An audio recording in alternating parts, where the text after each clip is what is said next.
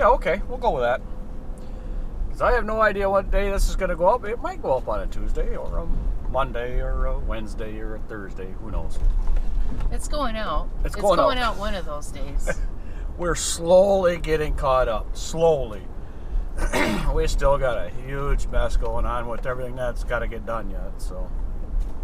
That's all right. And a big field that's getting ready to cut. Oh my goodness. I guess we're thankful that we have the work to do, because if we didn't have the work, we wouldn't be able to do what we want to do. That makes sense. Right? Sort of, yeah. Yeah, kind of, sort of, yeah. So today, one of our friends that's also in lawn care, he has a hard time of keeping help right now because it is hard work. Lawn care, if everybody's doing it, they know it's hard work, and it's quite a demanding job. You just don't stop until the project's done. That's a lot of the problem. So he was asking me this morning about how many lawns that we have in solo, the two of us. There we go. That was taken care of. And if he downsized, if he would be able to make it. I says, you already have a list of lawns you would want to get rid of. You already have it all figured out. Because otherwise you wouldn't be asking me this question, which he has already got it figured out.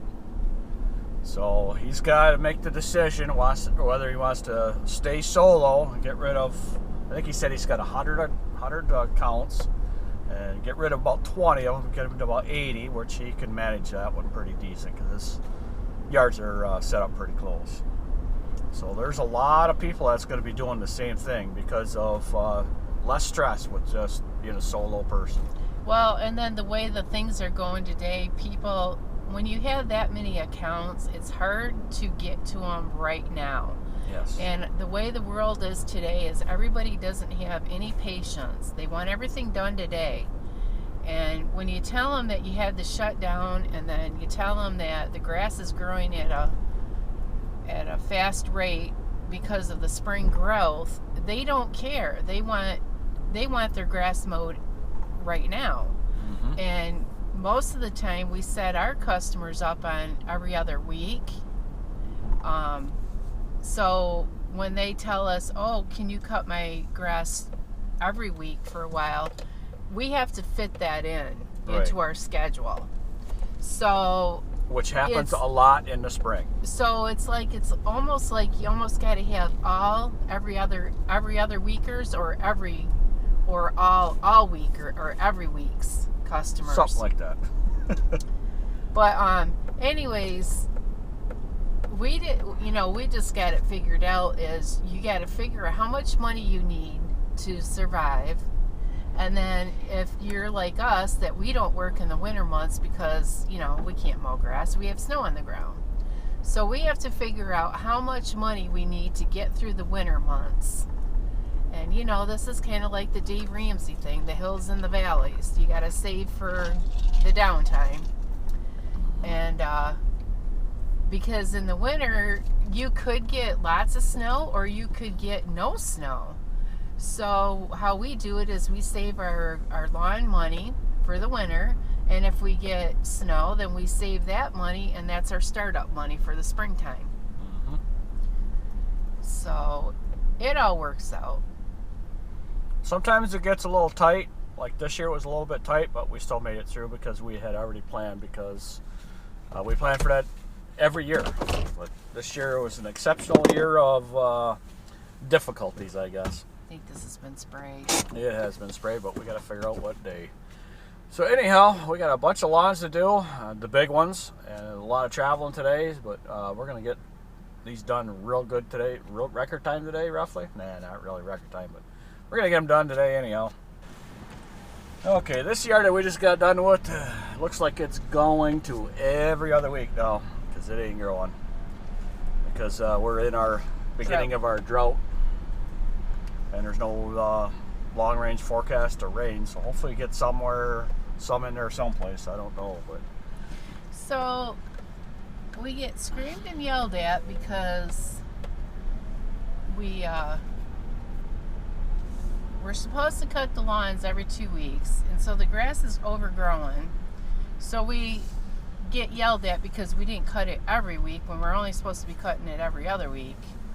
So now, after all that screaming and yelling and making everybody all stressed out, now we're not going to be cutting it all. Yep. Because it's all going dormant. And this is the other reason why we're downsizing, because those customers call and yell and complain at us every year because we go through 1 week of spring growth and it's the end of the world to them. So them customers are actually all gone now. We are not dealing with them no more. After this year. After this year, yeah. And we have been losing more customers. So it's funny though, because there was 2 of them that we sent letters to that we weren't mowing anymore, and another lawn care company took over the lawns for us. Well, not for us, but they're doing it for the customer there, and they said those lawns just suck. I said, there you go. That's why we don't do them no more. Yeah. Oh yeah, that's funny. You know, they're nice looking lawns. They're beautiful. You know, when you're all done, it's they look pretty, but there's way too much going on.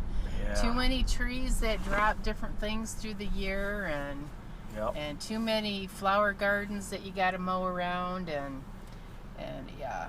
And very picky customers. You got to do it this way. You got to do it at this height. I want you to cut it this direction this week. I want you to cut it this direction that week, and yeah. then they go and they nitpick to the neighbors, and then the neighbors tell us how they complain, and it's like, well, you know, they don't need to be complaining to the neighbors, but, you know, that's all they got to do. Yeah. You know. So they look out the window to see what everybody else is doing, and then they got a bicker. So that's the other nice thing about us downsizing. We're picking and choosing.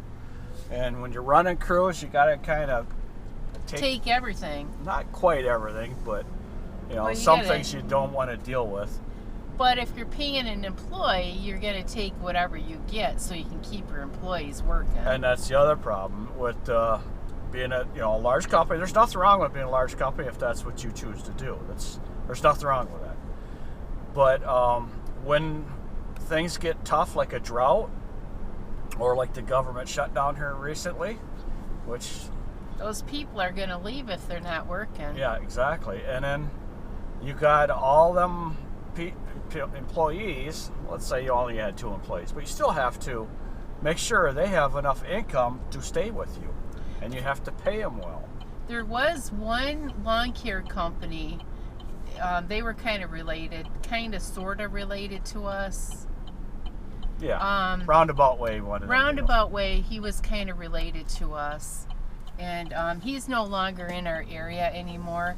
But what he did was he paid his employees like a salary, so that they got paid through the whole year, no matter what happened. Yes. So, there might be some other people that do that, but that was kind of a good thing to do, because that way he was guaranteed that he was going to have employees when the drought was done. Right. Because they were still getting paid whether they worked or not. But on that token, also, when he called them, they had to show up. No matter what was going on, they have to show up. Right. If they had a landscaping job or something that came up. And they got to be done on the weekend. So there is a give and take on that, which was a pretty good system, I thought. And they're, all the way around, because there's a lot of weeks they're not going to be working, but the employee got paid. But there's weekends you're going to have to be working. So it was a give and take, and it actually worked pretty good for them, I believe. Second week in a row, we drove all the way out to this yard and left. This one's on a very short list. Even though we're getting a trip charge, we can't keep going out to this yard twice. So we're not coming back to this yard this week at all, because it's not growing, because something's going on with our sprinklers, and they're not even on now. So I'm not going to worry about it, and we're just going to move on.